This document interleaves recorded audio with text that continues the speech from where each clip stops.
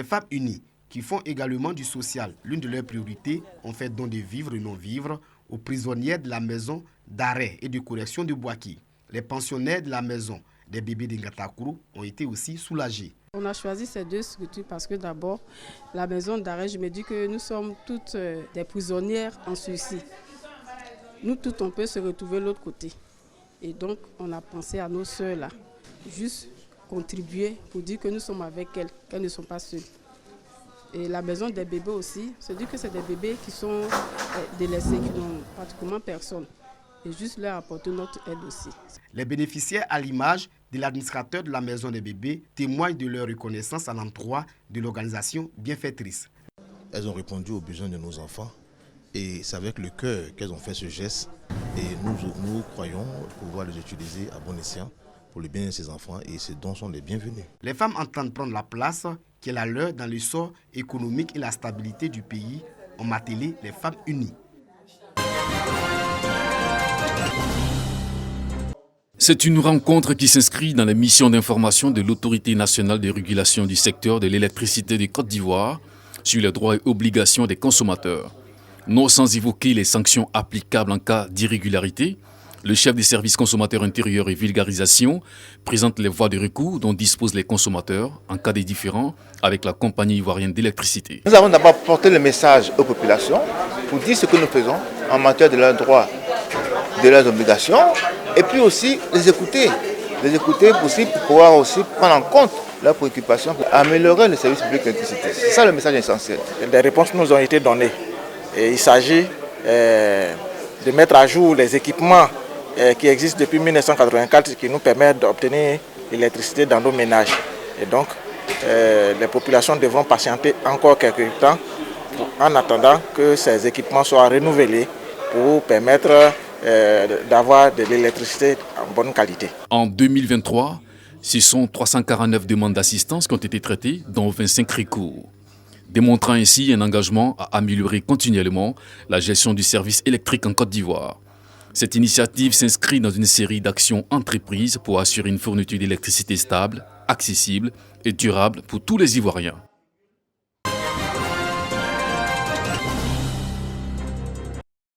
On n'y fera pas de champ. Cet espace de plusieurs dizaines d'hectares attend de se reverdir. L'ONG Agir pour l'environnement des industries extractives vient de le réhabiliter après que les orpailleurs illégaux l'ont dégradé et mis hors d'usage des populations de Boré-Akpokro dans le département de Demboko. Sur les lieux, villageois, ONG Agir pour l'environnement des industries extractives, ambassade du Canada, sous-préfet de Diangoko pour planter des palmiers à huile. Le but, restaurer et valoriser l'écosystème de ce site. Elles ont pris sur elles-mêmes une population en entier pour reprendre contrôle de leur terre et de pouvoir en profiter de nouveau. Donc, félicitations à toutes les femmes qui se sont mobilisées, aux jeunes qui ont accepté de prendre ce pas et de changer la donne. On ne pourrait même pas avoir accès, mais grâce à nos efforts, grâce à la mise en œuvre de ce projet aujourd'hui, voici le monde qui est là, on arrive à circuler sur tout le site pour dire que cela est une possibilité.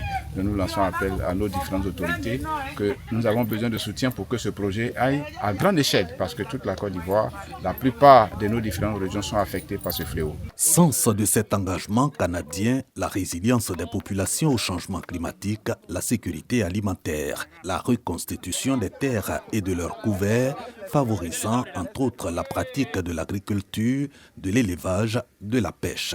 À l'origine de ce succès amorcé à Boré-Akpokro, un financement canadien des activités de l'ONG Agir pour l'environnement des industries extractives. Préfecture de région de Bouaké. Les femmes de la commune de Bouaké y ont marqué une grande mobilisation pour le lancement des consultations foraines médicales.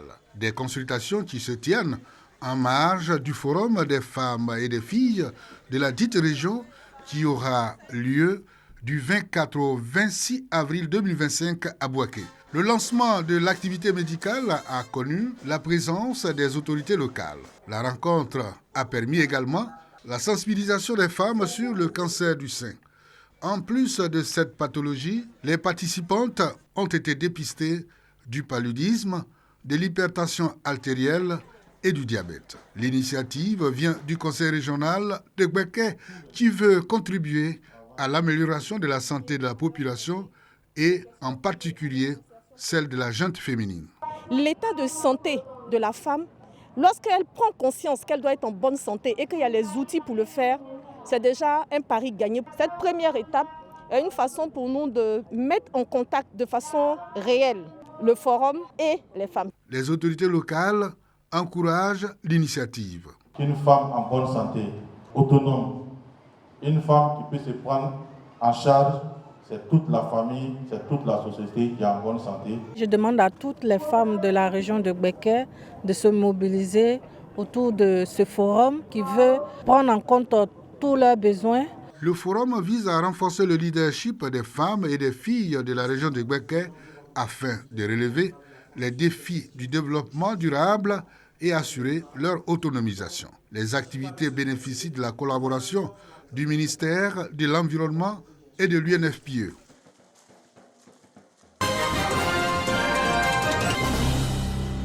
Avec ses ingrédients authentiques, ses épices uniques et ses techniques de préparation ancestrale, la cuisine ivoirienne continue de séduire et d'être mise à l'honneur.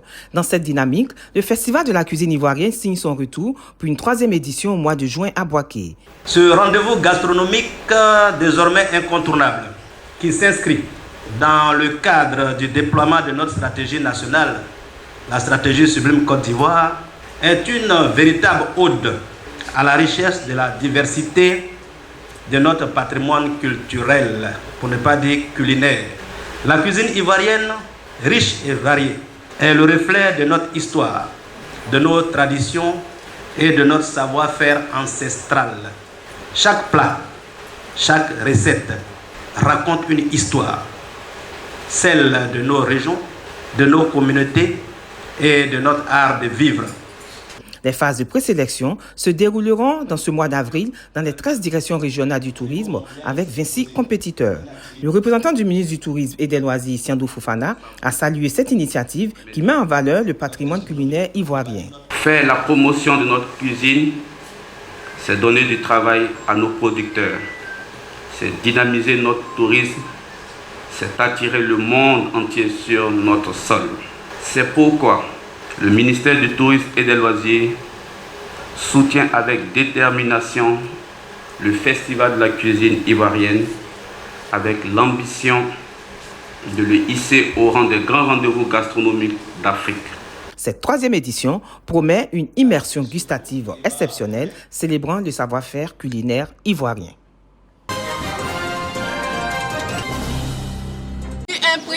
À Grand Bassam, les caméras tournent. Costumes soigneusement choisis, décors minutieusement reconstitués. Tout est mis en œuvre pour plonger les spectateurs dans l'univers du roman d'Amadou Koné, Les Frasques d'Ebinto. L'idée pour nous, c'est de donner la chance à nos œuvres littéraires très populaires d'avoir une seconde vie, on va dire, sur l'écran. Après, bien entendu, chacun pourra avoir son interprétation selon son expérience à l'écran. Le film Ebinto adapte l'histoire poignante d'Ebinto, un adolescent qui vient d'obtenir son brevet, dont la vie bascule après une grossesse non désirée de son amie Monique. Une réalité qui résonne encore aujourd'hui, alors que le nombre de grossesses en cours de scolarité ne cesse d'augmenter. Selon le Conseil national des droits de l'homme, CNDH, il a été enregistré 4137 grossesses chez les jeunes élèves au cours de l'année scolaire 2023-2024. L'œuvre, depuis plusieurs années au programme scolaire, se veut ainsi un outil de sensibilisation au-delà de sa portée littéraire. À travers cette histoire, il veut interpeller la jeunesse et ouvrir des discussions sur les conséquences des grossesses en cours de scolarité. Avec le soutien de la RTI et de plusieurs ministères, l'équipe espère mobiliser les ressources nécessaires pour mener à bien cette production d'envergure. On est très ouvert à toute forme de partenariat qui permettra à ce projet de pouvoir se faire. Après Grand Bassam, le tournage va se poursuivre pendant 1 mois et demi dans les villes d'Adiaké, Dabou et Abidjan, avant une sortie prévue dans les prochains mois.